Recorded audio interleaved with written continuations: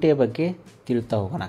ಸ್ನೇಹಿತರೆ, ಕೃಷಿ ಭೂಮಿಯನ್ನು ಅದರ ಕ್ಷೇತ್ರಫಲವನ್ನು ನಾವು ಅಳೆಯುವಂಥ ಸಂದರ್ಭದಲ್ಲಿ ನೀವು ನಿಮ್ಮ ಕೃಷಿ ಭೂಮಿಯ ದಾಖಲಾತಿಗಳಲ್ಲಿ ಅಂದರೆ ಪಹಣಿಗಳಲ್ಲಿ ಎಕರೆ, ಗುಂಟೆ ಮತ್ತು ಆನೆಗಳಲ್ಲಿ ನಿಮ್ಮ ಒಟ್ಟು ಏರಿಯಾ ಏನಿದೆ ಅದು ನಮ್ಮದಾಗಿರುತ್ತೆ.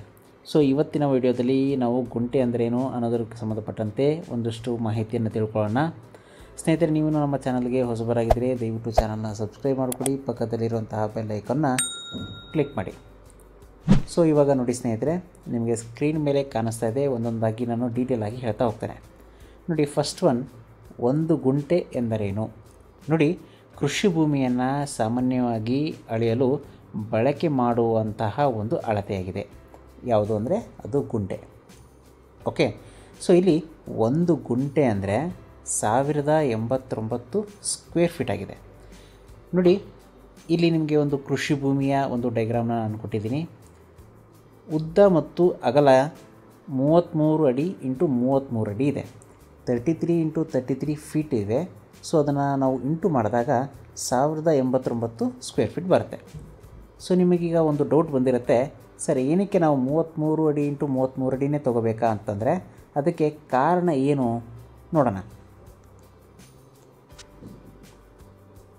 ನೋಡಿ, 33 ಅಡಿಯನ್ನು ತೆಗೆದುಕೊಳ್ಳಲು ಕಾರಣ ಏನು? ಏನಕ್ಕೆ ನಾವು 33 ಅಡಿನ ತೊಗೊಳ್ತೀವಿ ಅಂತಂದರೆ, ನೋಡಿ, ನಿಮ್ಮ ಜಮೀನನ್ನು ಅಳತೆ ಮಾಡೋದಕ್ಕೆ ಬರುವಂತಹ ಯಾವುದೇ ಸರ್ಕಾರಿ ಭೂಮಾಪಕರಾಗಿರ್ಬೋದು ಅಥವಾ ಪರವಾನಗಿ ಭೂಮಾಪಕರಾಗಿರ್ಬೋದು, ಅವರು ತರುವಂತಹ ಚೈನಿನ ಒಟ್ಟು ಉದ್ದ ಏನು ಬರುತ್ತೆ ಸ್ನೇಹಿತರೆ, ಅದು ಬಂದು ಮೆಟ್ರಿಕ್ ಚೈನ್ ಆಗಿರುತ್ತೆ. ನೋಡಿ, ಮೆಟ್ರಿಕ್ ಚೈನಿನ ಒಟ್ಟು ಉದ್ದ ಎಷ್ಟು ಬರುತ್ತೆ ಅಂದರೆ 10.0584 ಮೀಟರ್ ಬರುತ್ತೆ. ಹೌದಾ?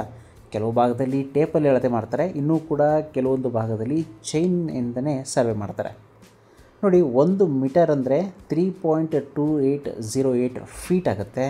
ಸೊ 10.0584 ಇಂಟು 3.2808 ಮಾಡಿದ್ರೆ ನಮಗೆ 33 ಅಡಿ ಬರುತ್ತೆ. ಸೊ ಅದನ್ನೇ ನಾವು 33 ಇಂಟು 33 ಮಾಡಿದಾಗ 1089 ಸ್ಕ್ವೇರ್ ಫೀಟ್ ಬರುತ್ತೆ. ಸೊ ಹಾಗಾದರೆ 1 ಎಕರೆ ಅಂದರೆ ಎಷ್ಟು ಗುಂಟೆ ಬರುತ್ತೆ, 1 ಎಕರೆ ಅಂದರೆ ಎಷ್ಟು ಸ್ಕ್ವೇರ್ ಮೀಟರ್ ಬರುತ್ತೆ, ಅದನ್ನೆಲ್ಲ ನೋಡ್ತಾ ಹೋಗೋಣ. ನೋಡಿ, 1 ಎಕರೆ ಅಂದರೆ 40 ಗುಂಟ ಬರುತ್ತೆ. ಸೊ ಇವಾಗ ನಿಮಗೆ ಗೊತ್ತಾಯಿತು 1 ಎಕರೆ ಅಂದರೆ 40 ಗುಂಟೆ ಅಂತ. ಈಗ 1 ಎಕರೆ ಅಂದರೆ ಎಷ್ಟು ಸ್ಕ್ವೇರ್ ಫೀಟ್ ಬರುತ್ತೆ ನೋಡೋಣ. ನೋಡಿ, 1 ಗುಂಟ ಅಂದರೆ 1089 ಸ್ಕ್ವೇರ್ ಫೀಟ್.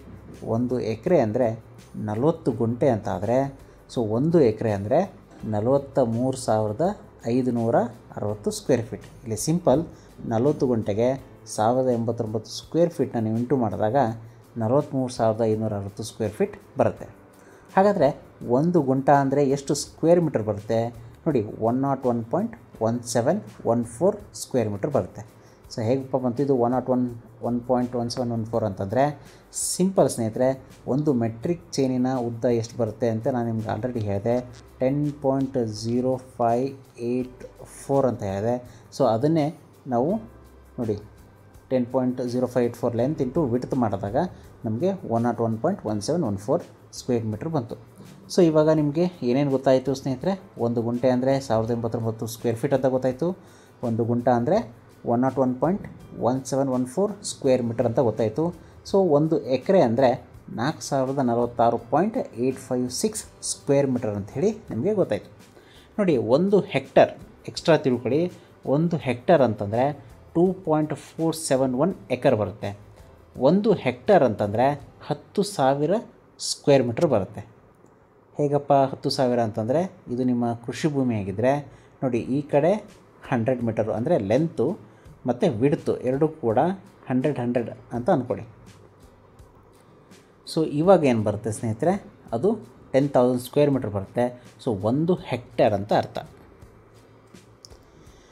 ನಿಮಗೆ ಒಂದು ಡೌಟ್ ಕಾಡಿರುತ್ತೆ ಸ್ನೇಹಿತರೆ, ಅಥವಾ ನೀವೊಂದು ಪ್ರಶ್ನೆ ಮಾಡ್ಬೋದು, 1 ಎಕರೆ ಅಂದರೆ ಸರ್ ನಾವು ಏನಕ್ಕೆ 43,560 ಸ್ಕ್ವೇರ್ ಫೀಟನ್ನೇ ತೊಗೊಳ್ಬೇಕು ಅನ್ನುವ ಒಂದು ಪ್ರಶ್ನೆ ನಿಮ್ಮ ತಲೆಯಲ್ಲಿ ಬಂದರೆ ಇಲ್ಲಿದೆ ಕೇಳಿ. ನೋಡಿ, ಸಾಮಾನ್ಯವಾಗಿ ನಮ್ಮ ಭಾರತದಾದ್ಯಂತ ಸರ್ವೆ ಮಾಡಿದ್ದು ಬ್ರಿಟಿಷರ ಕಾಲದಲ್ಲಿ.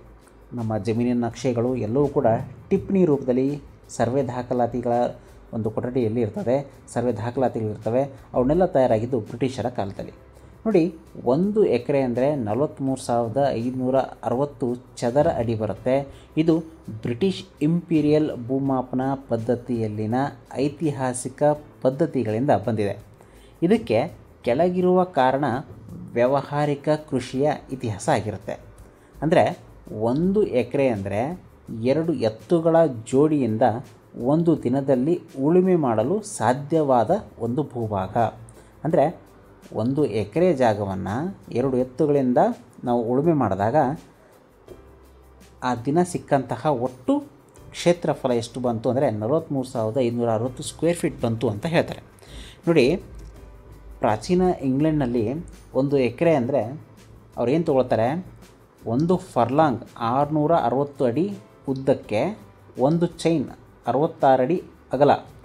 ಇದನ್ನು ನಾವು ಒಂದು ಜಮೀನಿನ ಪಟ್ಟಿ ಅಂತ ಕರೀತಾರೆ.